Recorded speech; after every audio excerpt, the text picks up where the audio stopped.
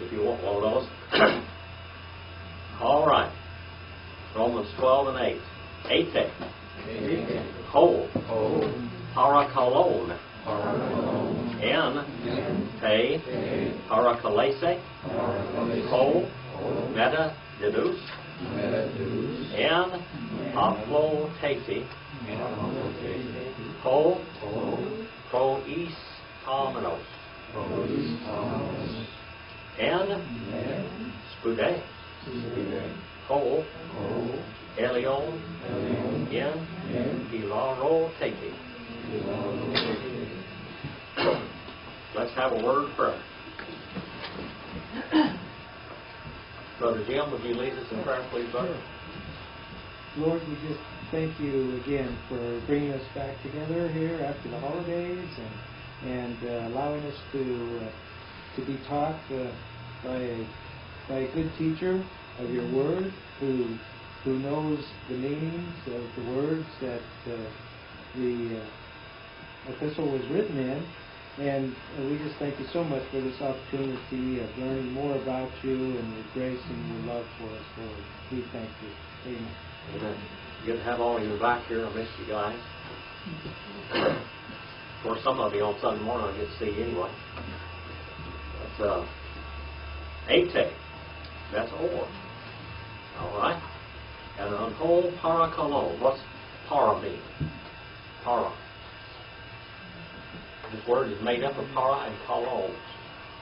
All right? Para and kalio. Para means what? This is where we get the word paraklete. Paraklete. What's that mean? Para means beside. Beside. All right? Beside to call, or beside to talk to, or beside to whisper to comfort. All right? One to call alongside with, okay? And then in is just like it is in English. All right. Now, all you Hebrew scholars, how do you say in Hebrew? What is the preposition? What is it? Be. Be. Be. All right. Page 88. You can want to look that one up in Brown Driver's Bridge. Ente. And that's locative, singular, feminine. This word is ende parakalese. In the one exhorting, nominative, singular, masculine, present participle active.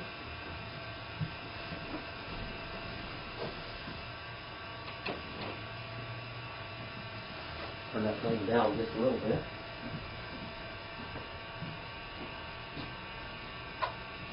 The one exhorting. And then we have the same word again. And the one exhorting in the exhortation. All right? The exhortation, that exhortation is in feminine gender. Look at that one. The one exhorting, nominative, singular, masculine. And then we have paraklese is feminine. Locative, singular, feminine. And then it says the one, sharing and giving with. Meta deduce. Meta is what? With. All right, with. Meta is with, and deduce, with giving. All right? Sharing with. Nominative, singular, masculine, present participle, and active. In apolotete, simple things. When I read this verse about 1972 or 3 one time, I preached a sermon on simple things. On simple things. In simplicity. The one taking the lead or standing before. Pros sta menos. Look that one. It comes from pro, that means before. Pro is before, and histemi. To stand before. The one standing before. Taking the lead. In what? In spide. Spide. Spide means what? Speed. Thank you. Our word speed comes just about straight out of that. All right? The one, Elion. The one showing mercy. Nominative, singular, masculine, present participle acting in cheerfulness. All right? And Cindy, do you have that little? You've got your Bible open there, don't you? Can you read that verse? And that's the Living Bible, isn't it? And Penny, do you have your Amplified Bible? You've got that one open. Okay. Go ahead, Cindy. If you are a preacher, see to it that your sermons are strong and helpful. If God has given you money, be generous in helping others with it. If God has given you administrative ability and put you in charge of the work of others, take the responsibility seriously. Those who offer comfort to the sorrowing should do so with Christian cheer. All right. Thank you. Acts 4:36, 11:23, 13:15, 2 Corinthians 8:2, and 9:7, 9:11 and 13, 1 Corinthians 12:28, and 1 Timothy 5 and verse 17 across references. Penny, do you want to read what the Amplified Bible says? He who exhorts and encourages to his exhortation. He who contributes, let him do it in simplicity and liberality. He who gives aid and superintends with zeal and singleness of mind. He who does acts of mercy with genuine cheerfulness and joyful eagerness. All right. These are the rules of the Christian life, by the way, the rules of the Christian life.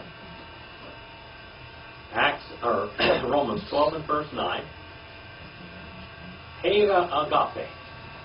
He agape. Anipokritos. All right. Apostig guntes. To ponero. Kalomeno. To agape. All right, let's look at this. 2 Corinthians 6 and 6, 1 Timothy 1 and 5, and 1 Thessalonians 5:21 are cross-reference to this. The love. The love. He agape. He agape. The love. The love on hypocrites is what it is. On hypocrites. What does hypocrites mean? Hypocrites. Huh? It means to act. Okay? Actor. Now, when an actor gets up and does something, he acts like somebody else, doesn't he? All right? I remember my old friend, Brother Madden. His brother, or his father-in-law, came out to Hollywood, out to Anaheim. Brother Madden used to pastor the Anaheim church for, I think, 14 years out there. Anyway, he came out there, and he wanted to go see the movie stars' houses. And Brother Madden told him, "Oh, he's John Wayne is my favorite actor." He said, "What do you want to see him for? Just a liar." Standing up acting like somebody else. Now, what it means here is don't act. Don't act. We have actors out there that act like somebody else. You know, there's some real good actors, but they're acting. There was one girl that used to get, they'd have her do parts. Sally Phillips. And they say she would just get into the part. She would sit down. She would go out by herself at the lunch, and she'd act like the person she was supposed to be all during the whole shooting of it. She wouldn't act like anybody else. She would just stay and act like the person she was acting. But this means don't act, but do it from the heart. Don't act. Do it from the heart. Unacting. An actor is what we call a hypocrite. That's a hypocrite. They're acting. They're not really who they are or who they say they are. They're acting. Unhypocritical. Not acting. Hoppo stig guntes. All right. That's nominative plural masculine. Present participle active. Hoppo stig kio. That means turning away in honor. The evil. Turning away in honor. When you see evil, turn away in honor. When you see evil, be embarrassed by it. When you see evil, be embarrassed by it. Be shamed by it. Be ashamed. When you see evil, does it make you ashamed? When you see someone doing something evil, does it make your heart sad?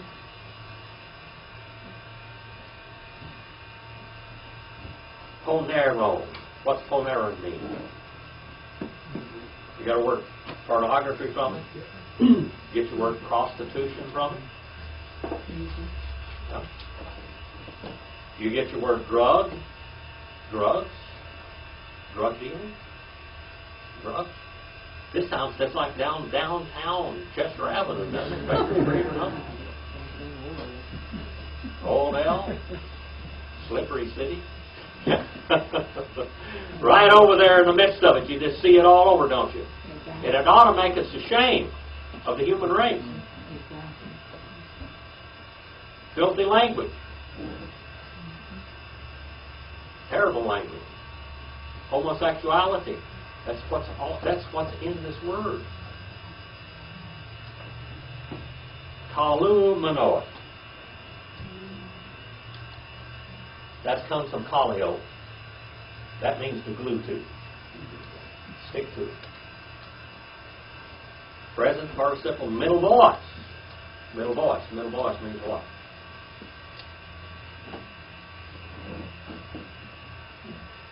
You're doing it for yourself. Be ashamed. Be ashamed of evil. Be ashamed of the very, Paul said, even the shadow of evil. The shadow that evil throws. In the good. Fastening to the good. Gluing yourself to the good. What kind of good? What are the two different words for good in Greek? The words for good. Kalos here is one. I blew it. Kalos is one, which means good, okay? That's like tov in Hebrew.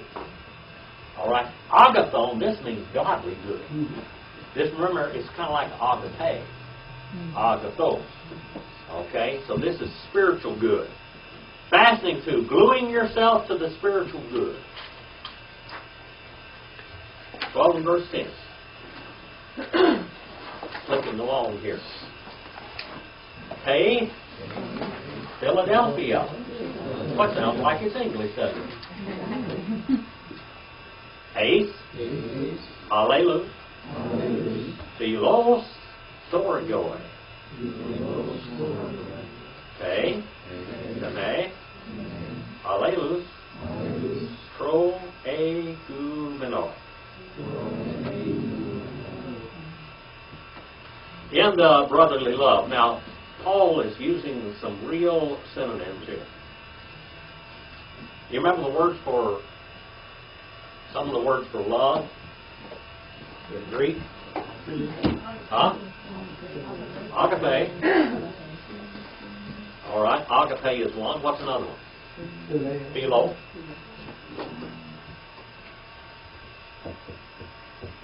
Agape. That's one. What kind of love is that? Huh? That's godly love. That is sacrificial love, by the way. Sacrifice. Give your life for it. I read a book one time. A writer wrote a whole book to say that he didn't believe that agape was godly love. And then he quoted one scripture in the Bible that says the Pharisees loved to praise of men more than God. How much did they love it? The praise of men. They gave their eternal souls for it. That's how much they loved it. Agape means godly love. Okay? And which one? What did you say, Cindy? Philo. Philo. All right? What's philo mean? I like you a lot.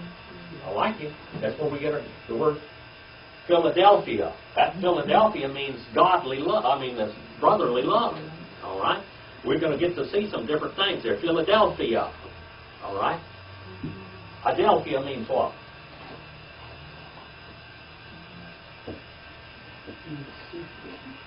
Huh?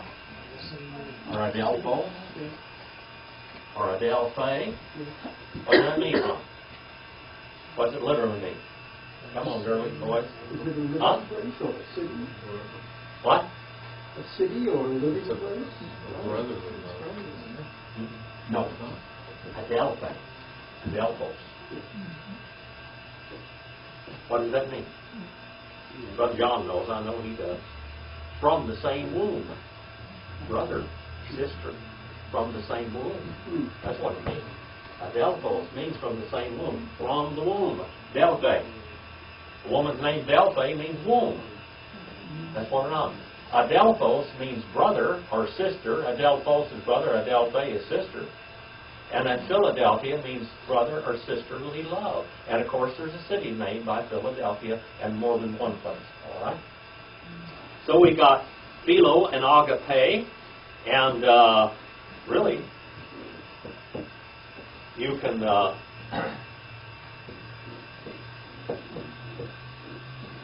that word, that's a bad word for love right there. That's nothing but bad. All right? That's the love, twisted love. Twisted. But do people love drugs? Do people love pornography? Are they absolutely sacrificing their lives for it sometimes? Good. Drugs. Alcohol. When you go to bed at night and you're thinking about the one you love, and when you wake up in the morning you're thinking about the one you love, you know you're in love, don't you? Huh? What does a wine-old do when he goes to bed at night?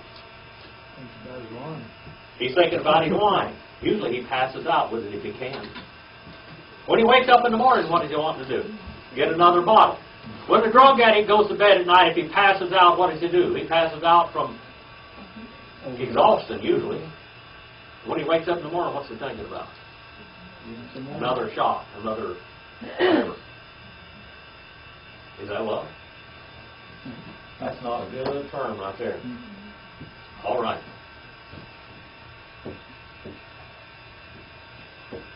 Eros. We get our word erotic from that. That's a sexual desire and love. All right. A man has for his wife, really. A woman has for her husband. The Eros was the god of making up. In the Greek culture, he was the guy that had the little bow. Shoot, this was Eros. Okay, this is what he's called Cupid. Okay, that's a word for love. All right. Paul's going to go and look at some of these things, but I just wanted you to see them.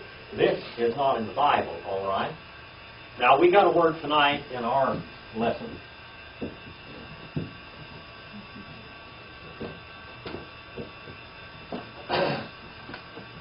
Storge. That's another word for love. Storge. If I can keep my collar off my neck. Killing me. Storge means family love. That's the way a father loves a daughter, a mother loves a son, or loves a daughter. This is the kind of love, brothers and sisterly love, okay? Storge. Now, just think about that one for a while. Romans 1:31 has that word storge in it, and so does Romans 12 and verse 10. Romans 12 and verse 10, and Romans 1 and 31. The root of it.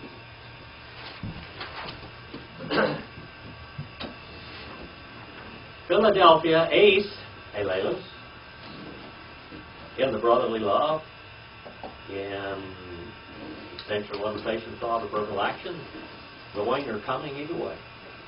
All right? I want you to understand ace. Ace means going or coming. To one another. Philostorgoi. Philostorgoi. All right? Look at that one now. This is a combination. This is philo, which means you like a lot, and you have a lot of brotherly and sisterly love. I mean, this is strong family ties. Strong family ties. Loving warmly. In the honor. one another, pro e luminor. Nominative plural masculine, present participle, active. That means leading before also, pro ego. Crushing the flesh, pressing. All right? Pressing. Pressing. Let's go back 12 and 10. We did 12:10? No, I mean, you read 12:10 already? No. And I want you to get that 12:10 also. Go ahead, Cindy. Love each other with brotherly affection and take delight in honoring each other. All right. What do you have there, Penny? Love one another with brotherly affection as members of one family, giving precedence and showing honor to one another. Oh, they're playing with the Greek, aren't they? Just a little bit. Read that one more time. Love one another with brotherly affection as members of one family, giving precedence and showing honor to one another. That's what comes out of those verses from the original language, isn't it? See, the Amplified Bible, they usually, when they did that translation, they dug into the Greek. So there's where you see that philo storigoi. What's that mean? To like, not only to love, but a little extra like. Because it's to love like family, like family. Go up to verse 11 now. By the way, John 13:34, 1 Thessalonians 4:9, Hebrews 13:1, 2 Peter 1:7, Romans 13 verse 7, and Romans 1:3, Philippians 2:3, and 1 Peter 2:17 are cross-reference to the last one. 12 and verse 11. The class will never get to if I look at that clock. I did the same thing today. I was looking at a clock at home, and I kept thinking. I was studying. I got up at 5 o'clock this morning writing Hebrew. From 5 o'clock Working to on Genesis, right? That's right. That's right. I From know. 5 o'clock this morning You better get it till done. 11 o'clock I was writing Hebrew. You gotta hurry up. Yep. I'm in the 50th chapter. I know you gotta hurry up. Yep. And I kept looking at the clock. And the clock just seemed like it was standing still. Boy, am I getting a lot of work done in a hurry. And I went outside and got some things done, and then I looked at my wristwatch. I thought, I'm supposed to be right now at physical therapy. I should have missed it because it made my neck worse. The clock stood still. 12 and verse 11. Hey, today. May. O Neroi. In? No.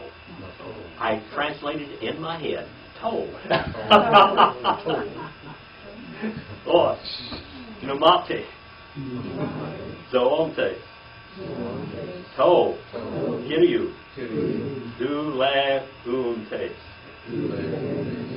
If you listen to that tape by Photios Kiliathos, so many years ago, 1976, every now and then you'll hear him translated into English as he's saying. He won't say the Greek word, but he'll say it in English. Every now and then. Sometimes that creeps through. In the speed, with great speed, not slow. I used to say out in the oil fields, hurry up, the hole's caving in. Or hurry up before the hole caves in.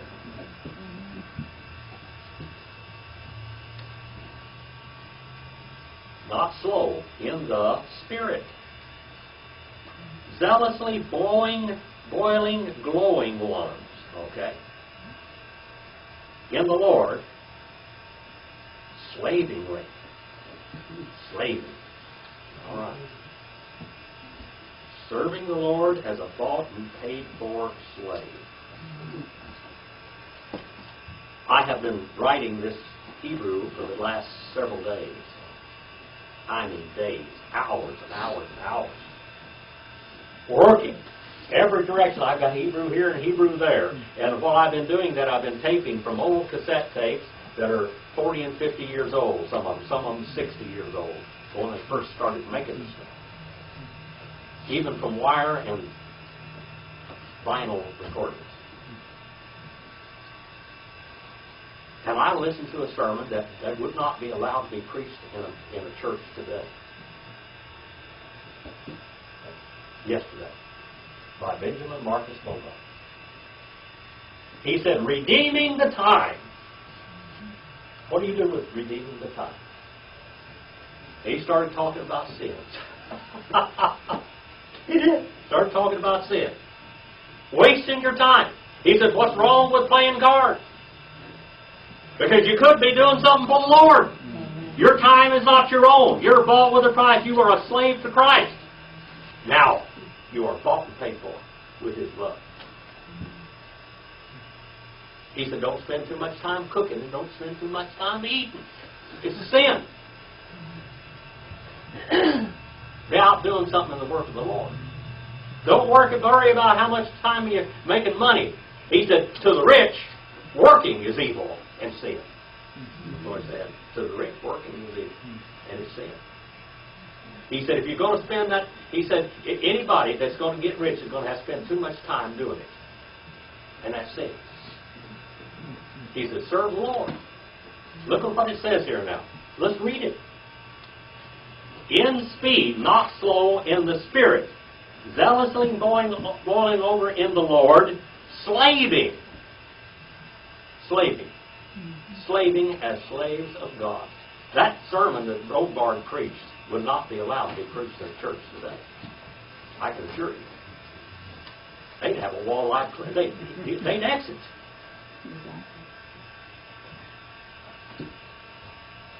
Acts 18:25 and 20 and verse 19.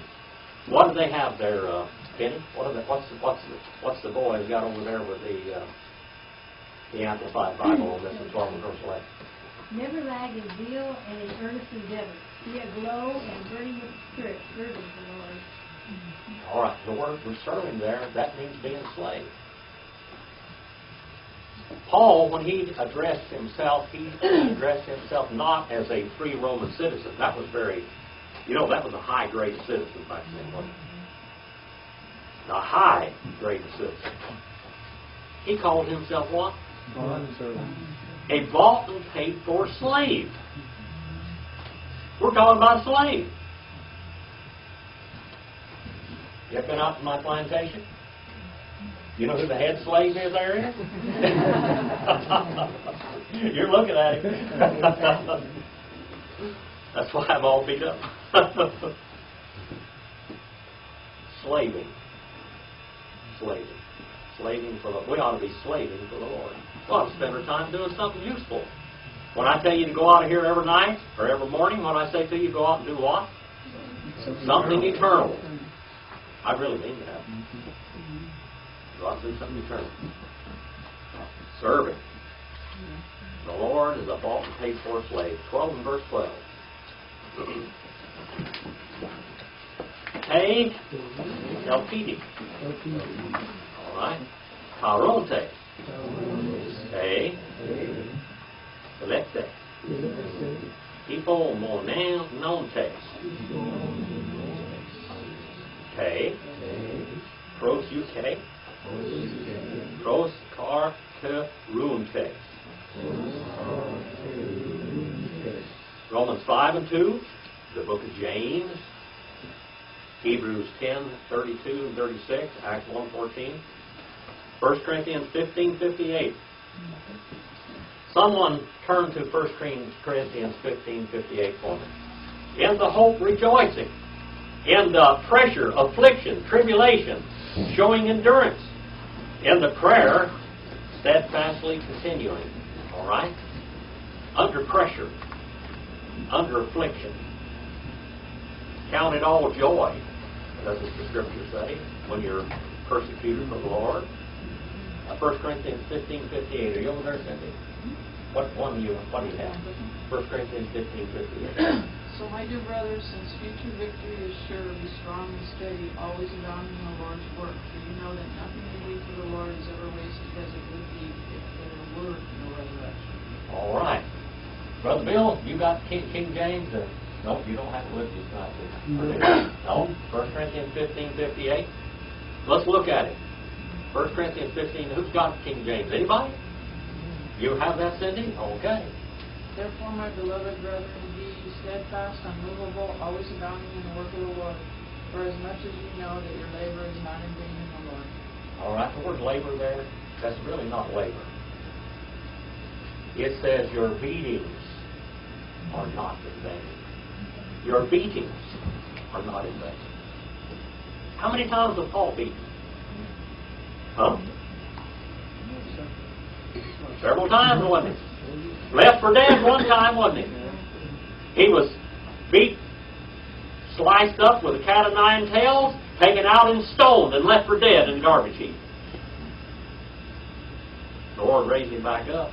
He said, I knew a man so many years ago, whether in the spirit or out of the spirit, was gathered up into the third heaven and saw things that were totally unspeakable. And the Lord sent him back. He was basically killed for the Lord. His beatings were not in vain. Were they in vain? We've got some of the writings tonight. Are your beatings in vain? You ever got a beating from the Lord? I don't know, I'm probably would say so. Beatings for the Lord. Joyce in pressure, showing endurance, remaining under prayer, steadfastly continuing. All right? 12 and verse 13. Taste, create, to, hagion, koi nun taste. Te, philoxenia. Diocontes.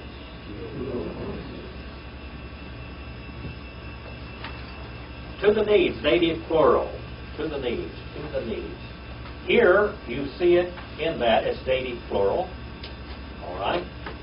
In Hebrew, what would be the two? Two or four. What would be the word? This is one letter, isn't it? A little preposition. That's it. Page 515. I've never this.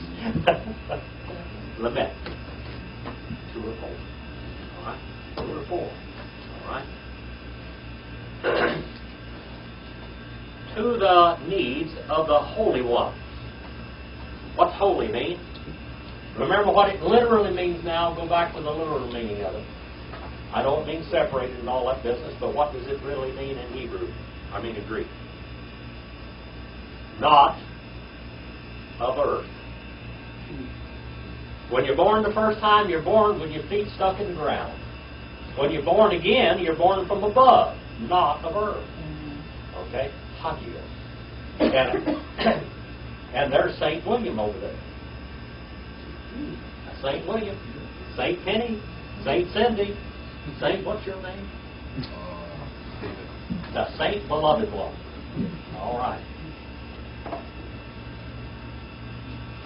We're in sainthood. We are saints of the Lord. We're holy ones. I did a funeral here of my stepfather a few weeks ago. He was a wonderful man. His stepson got up and made a little speech afterward. I asked if anybody wanted to say something. He got up. His name was Jim. His name was Jim, like mine.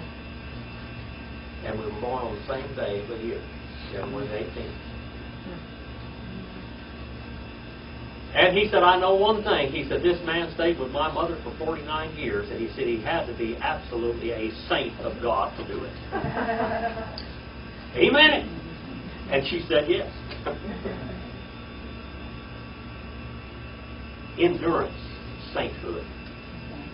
That's not how you become a saint. A saint means you're born from above. You're born from above. Holy ones. Sharing in common, koine. That word koine means koine Greek. Koine means common, the common language. Koine Greek was the language of the whole world. From the 3rd century BC to the 3rd century AD. More than 600 years. More than 600 years. It was the language of the world. It was the language of the Bible. When Jesus walked this earth, he spoke Koine Greek And he taught from the Greek Septuagint, the Greek Old Testament. He quoted Hebrew occasionally, but mostly he taught from the Greek because that's what they understood. The Septuagint was about as common as King James Version was 75 years ago, or 100 years ago.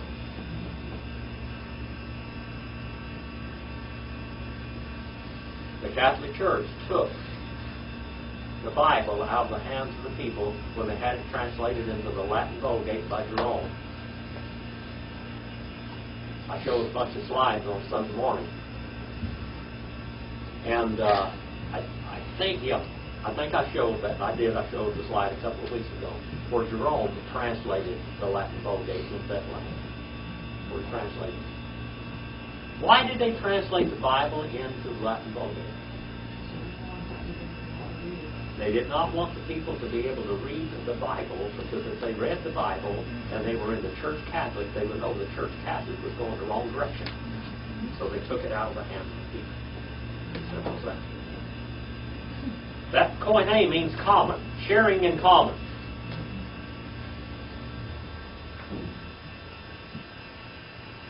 In the philoneon,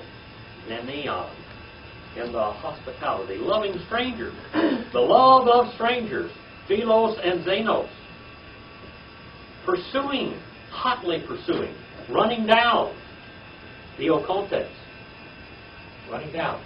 The Apostle Paul was running down church members and churches, wasn't he? I got to go in the street called Straight where Paul was over there.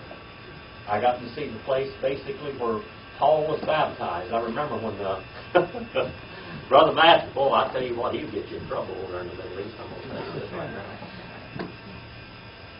He went over there, and this archaeological guy, they had just discovered this place 2 years before, and they said, this is where Paul was baptized, right here, and in a basin over here. And Brother Matthew said, "What's blowing? Hellish idea." He said, "What do you mean? You know, these people cut your throat. They got the little crooked knife, you know, the Damascus knife." And he said, "Well, Paul, why would you say that?" He was just totally flabbergasted that this American would tell him was baloney, hellish idea. He said, "There's not enough water." He was dipped. He wasn't sprinkled or poured upon. He said, "Yeah, that's what it says." Yeah. All right, he said he couldn't have been baptized in here. He was out there baptized in that river someplace. But that was a church house. That's one of the oldest churches where churches met. A church house is not a church. The church is the ecclesia, the ones called out. The church house is like a synagogue, the place they go together. All right? Sharing in common, hospitality, pursuing, running down.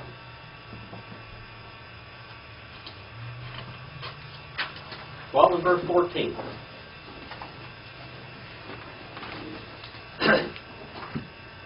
Eulogete.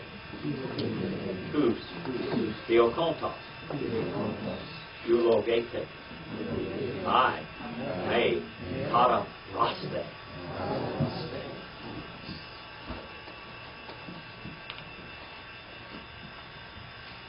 Baruch. That's what it means in Hebrew, isn't it? Baruch. Baruch. Bless. Bless ye, second person plural, present, imperative, active. Bless ye the ones running you down. Now, Paul knew what he's talking about when he wrote this. Remember we talked about going over there in Damascus, and this is where he was going over to kill the church, and what did God do to him? He struck him down with blindness. He struck him down with blindness. Because he was spiritually blind, wasn't he? And he didn't get his sight until when? Until he repented and called upon the name of the Lord and he was baptized. That opened his eyes. He opened his eyes. By the way, just so listen, I never saw anybody that wasn't baptized scripturally and followed the Lord in baptism that was ever serving the Lord. That's the first act you're supposed to do, isn't it? That's the first thing you're supposed to do after you're saved. You don't get baptized to be saved. You're saved because you're baptized because you are saved. Bless the ones running you down. Present participle active. Accusative plural masculine. Paul the Apostle said that he would what? He would consider himself accursed for his nation if they could be saved. Well, basically they ended up killing him, didn't they? They caused his death. They stoned him, they beat him, and then finally he was executed by the Roman government. For what? Preaching the gospel. And then it says, bless, eugo, eugo, second person plural, present, imperative, active, bless, and not kata raste. Kata and parathomai. What does that mean? It means to speak down to. It means to blaspheme.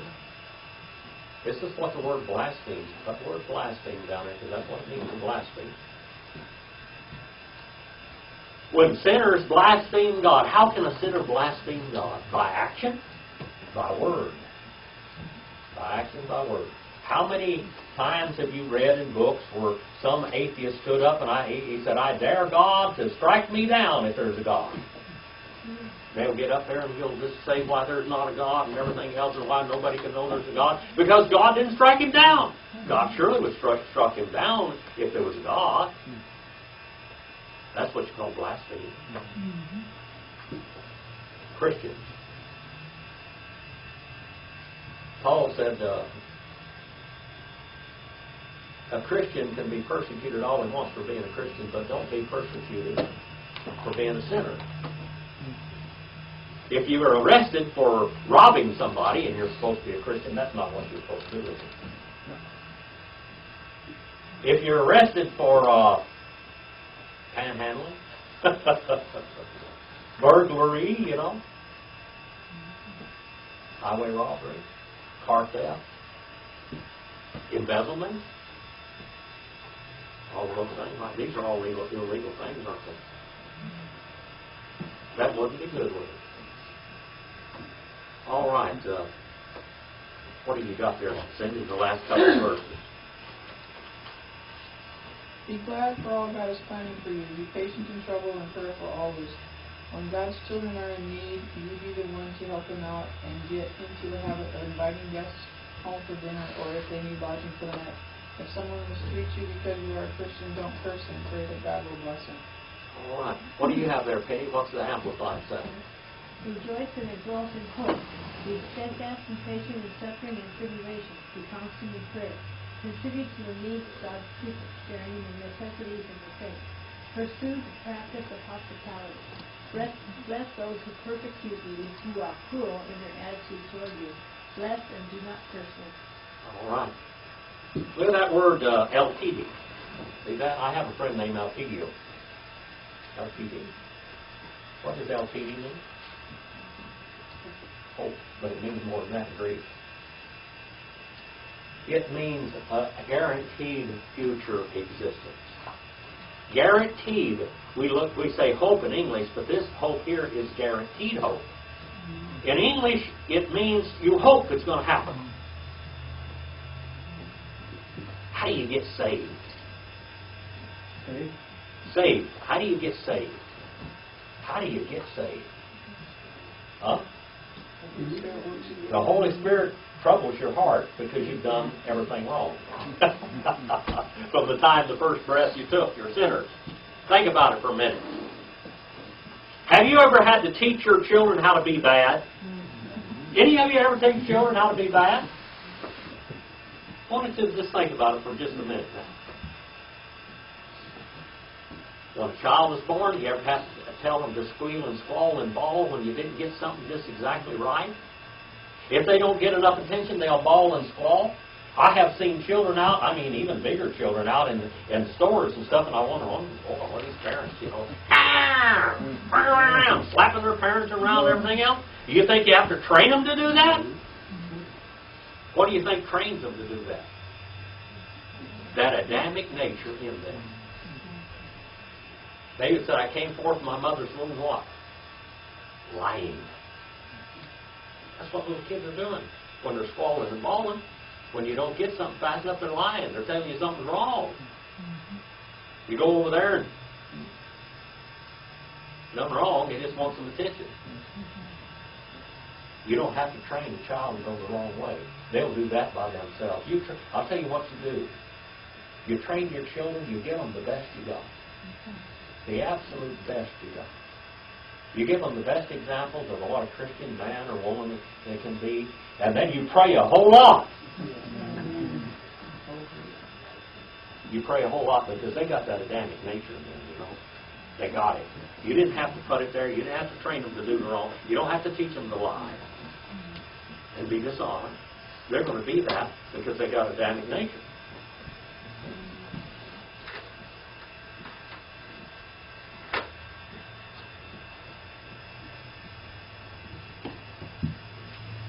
I pulled up over there at Lazarus and Martha and Mary's house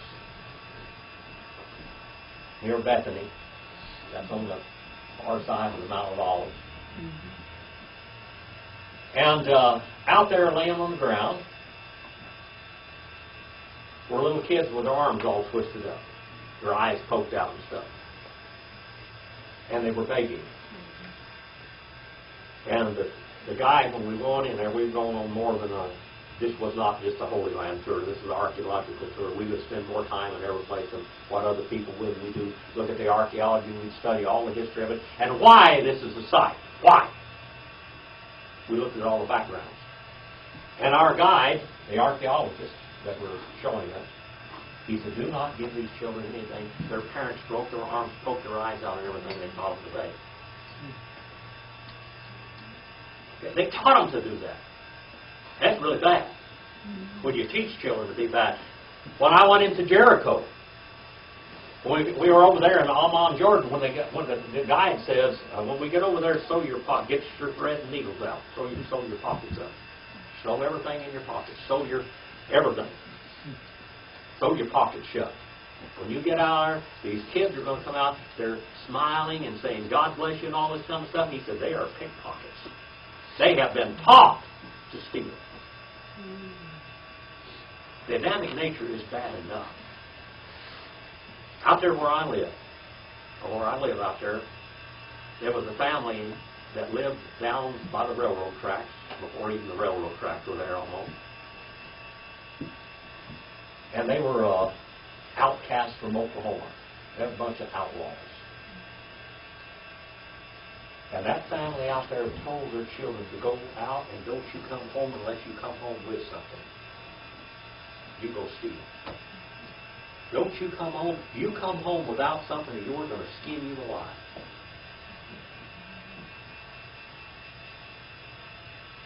Taught to be evil.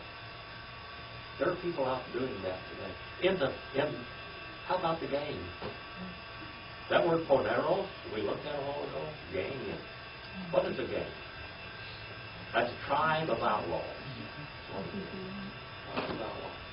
Now, if you raise your children and give them everything you've got, give them your best.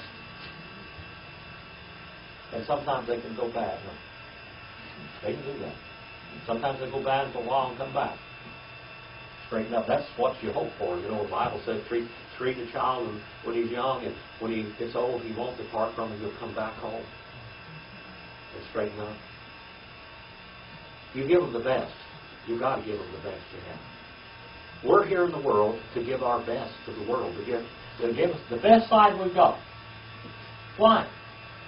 Why do you do it? I've talked to so many parents over the, I pastored 40 years ago, and I went into homes that were so wild. Games. Went into this one home one time, and they had about 6 boys, and they were all little outlaws. They all got saved. Their lives changed. Things changed. The dad was always wanting to burn my house down or something all the time. He didn't have to go to school and pick up his kids anymore. He didn't have to go down to juvenile hall or anything like that at all. I didn't find out for 20 years later why this guy wanted to burn my house down. When I was about 15, 16 years old, he robbed me. in a service station I was working in. And I knew what he looked like. As a matter of fact, the gun he used, it was a Harrington Richardson, 9-inch barrel, 9-shot, and he had a package of cartridges in his left hand and the pistol in his right hand. And I told him exactly what it was like, and I didn't know that was him until years later when that boy came back to me and thanked me for being a Christian example and his pastor, 20 years later, and told me that his mother finally divorced his dad when he went back to prison again for robbing another service station. I said, what do you mean rob a service station? I mean the lights turned on. He said he robbed that service station down there in Edison and Oswell 20-something years, 30 years ago. I like to fell through the floor. That's why he hated me. I sent him to prison with my testimony and forgot all about it. Oh. Well, I tell you what, I just took his kids and took them to church. One of them was killed by gang members, but the rest of them turned out to be good. One boy was working in a Christian camp. Do the best you can. Be an example to your neighbors. Be an example to your children. That's what your job is. 12 and verse 15. Karein, meta, karonton, plain, meta, plaonton.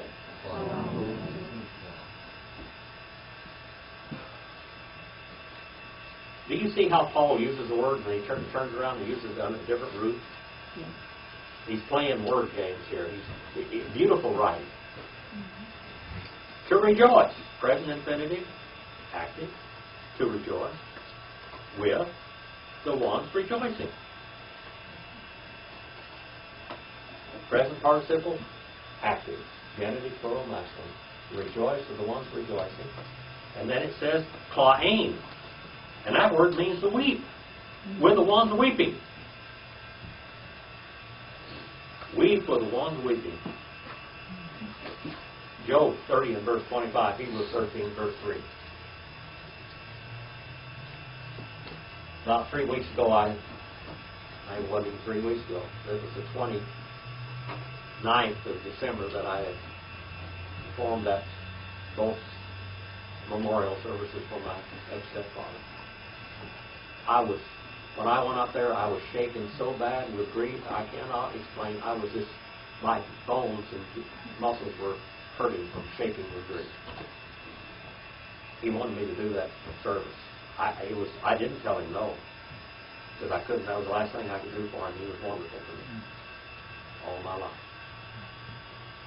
When I got up there, and I could hardly talk, could hardly contain myself,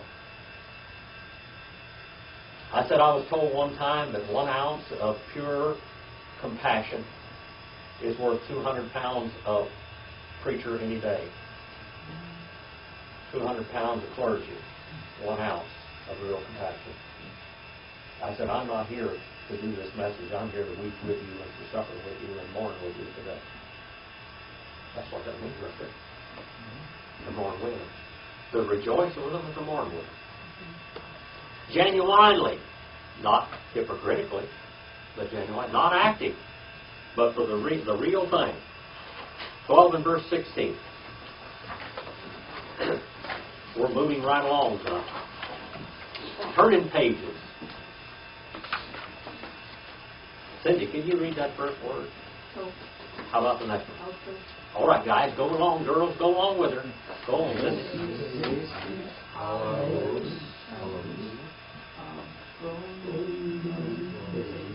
All right.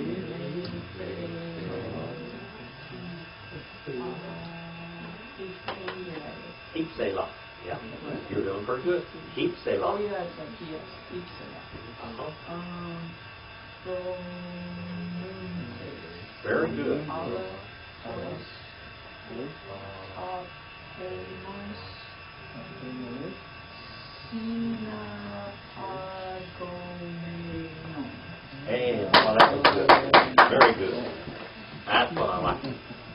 been in the class a year? A little more than a year. All right. And you're working at it. I can tell you that. Doing the same thing in Hebrew.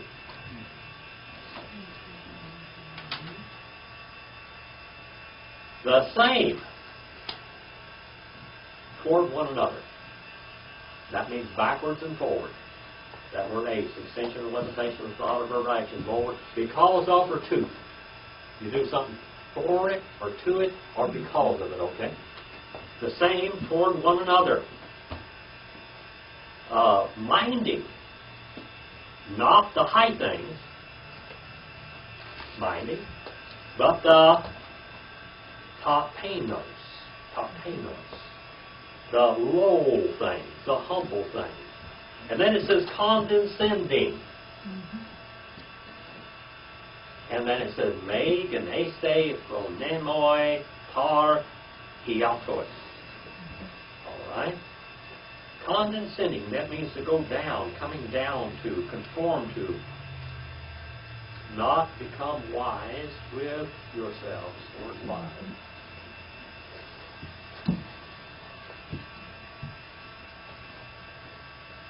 Shekinah glory. What is that? Shekinah glory. Where's Shekinah glory? What? The light of the presence of God on the Ark of the Covenant. Shekinah glory. It was on the Ark of the Covenant, in the tabernacle, and in the temple. And it was on the church on the day of Pentecost. And by the way, it's in the church today, believe it or not. It's there. It's really there. That's Shekinah glory. What is Shekinah glory, though? When God shows us something, what is He doing? He's condescending down to our level. What did He do? Kaihologo sarxageneto, John 1:14.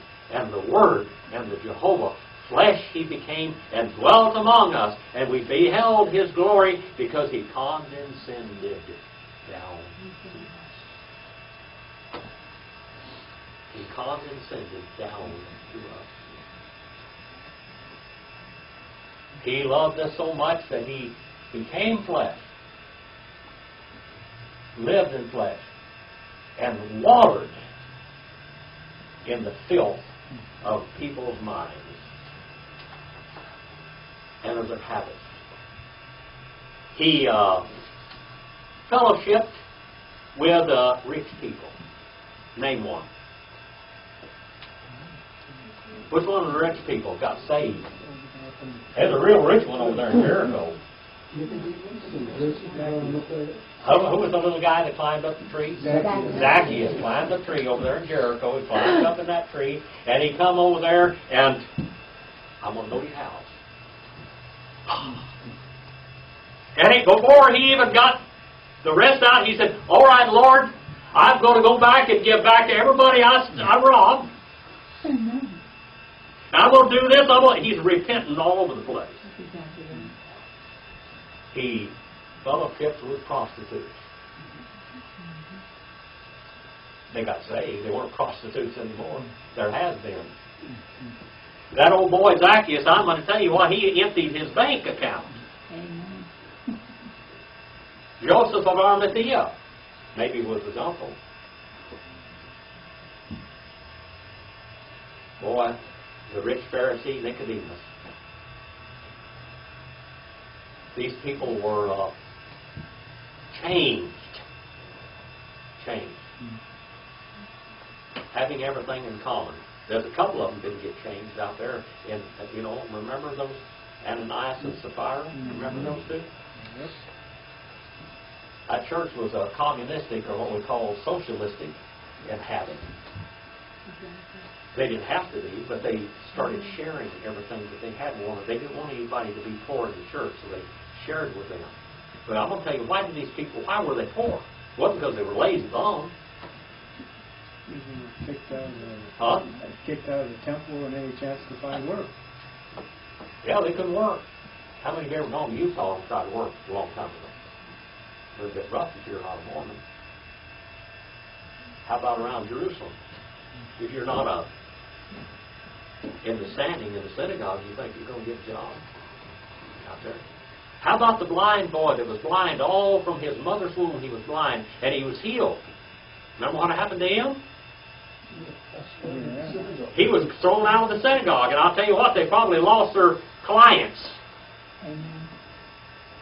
They were outcasts because of it. God condescended to us and came down, and Jesus walked among us ungodly buzzards. But some of us get changed, don't we? Sometimes we get changed. We ought to get changed. Let's go back and read that, Penny. 15 and 16. 15 and 16. Rejoice with those who rejoice, sharing others' joy, and weeping with those who weep, sharing others' grief.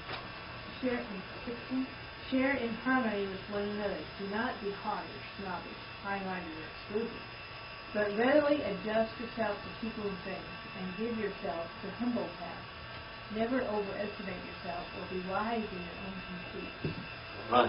Romans 15 and 5, 11, 20, and 25, and 12 and 3. 2 Corinthians 13, 11, Philippians 2 and 2, and 4 and 2, and 1 Peter 3 and 8, and Proverbs 3 and 7, in the book of James. It says, when a rich man walks into the church house with his fingers glittering with gold, and his raiment shining because it's silk. I was over in Damascus. It takes one person 8 hours a day on a loom to make 2 yards of silk.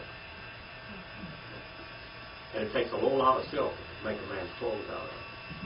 This guy walks in the thing, and they say, oh, take the seat right up here, right up in front. Sit right down here, because you're rich. Rich in the fingers.